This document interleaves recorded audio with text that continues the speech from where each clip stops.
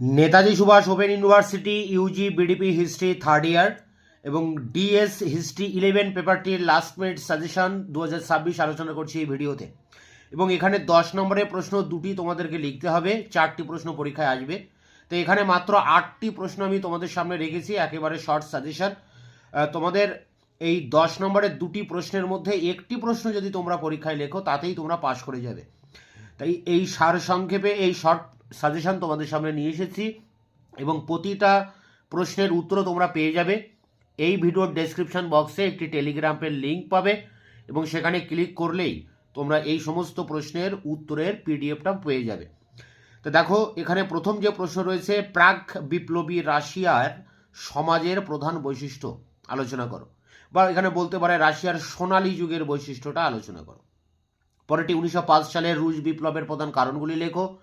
পরেরটি রাশিয়ার অর্থনীতির উপর প্রথম বিশ্বযুদ্ধের প্রভাব লেখো। পরেরটি প্রথম কোয়ালিশন অস্থায়ী সরকারের সাফল্য ব্যর্থতা লেখো। পরেরটি রাশিয়ার গৃহযুদ্ধের প্রকৃতি বিশ্লেষণ করো। পরেরটি 1917 সালে বিপ্লবের পূর্বে রাশিয়ায় শিল্প শ্রমিক শ্রেণীর উত্থান সম্পর্কে আলোচনা করো। পরেরটি 1907 থেকে 14 সালের মধ্যে রাশিয়ায় বামপন্থী দলের কার্যাবলী আলোচনা করো। শেষ প্রশ্ন, সোভিয়েত ইতিহাসবিদরা 1917 সালের অক্টোবর বিপ্লবকে কিভাবে ব্যাখ্যা করেছেন। তো দেখো, এখানে মাত্র 8টি প্রশ্ন দিয়েছি, একেবারে শর্ট সাজেশন। সব প্রশ্নের উত্তর তোমরা পেয়ে যাবে ভিডিও ডেসক্রিপশন বক্সে, টেলিগ্রামের লিঙ্ক রয়েছে, সেখানে ক্লিক করলেই এই উত্তরগুলোর পিডিএফ তোমরা পেয়ে যাবে সম্পূর্ণ বিনামূল্যে। মার্ক 6 6 নম্বরের প্রশ্ন 5টি লিখতে হয়। এখানে 10টি প্রশ্ন পরীক্ষায় আসে, 30 নাম্বার এই জায়গা থেকে তোমাদের কমন পেতে হবে। তো এখানে মাত্র 12টি তোমরা এই টিকা প্রশ্ন দেখে যাবে। এই 12টি টিকার মধ্যে আশা করি তোমরা 4-5টি প্রশ্ন কমন পেয়ে যাবে। দেখো, কাউন্ট উইটির অধীনে রুশ শিল্পায়ন। পরেরটি রাসপুটিন কে ছিলেন। পরেরটি পেট্রোগ্রাড সোভিয়েত সম্পর্কে টিকা লিখুন। পরেরটি রাশিয়ার রাজনীতিতে প্রথম বিশ্বযুদ্ধের প্রভাব আলোচনা করো। পরেরটি ডুমা কমিটি সম্পর্কে টিকা লিখুন। পরেরটি ব্রেস্ট লিটোভস্কের চুক্তি সম্পর্কে লেখো। পরেরটি গৃহযুদ্ধের কমিশনার ট্রটস্কির ভূমিকা।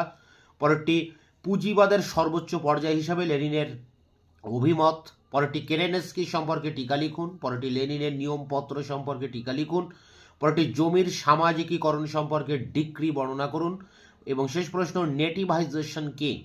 তো এই 12টি টিকা প্রশ্নের উত্তরও তোমরা পেয়ে যাবে এবং আগের 10 নম্বরের 8টি প্রশ্নের উত্তর এবং এখানে টিকা প্রশ্নের 12টি প্রশ্নের উত্তর, এই মোট 20টি প্রশ্নের উত্তর পিডিএফ আকারে তোমরা ভিডিও ডেসক্রিপশন বক্সের টেলিগ্রাম লিঙ্কে ক্লিক করলে তোমরা অ্যান্সারের পিডিএফটা পেয়ে যাবে।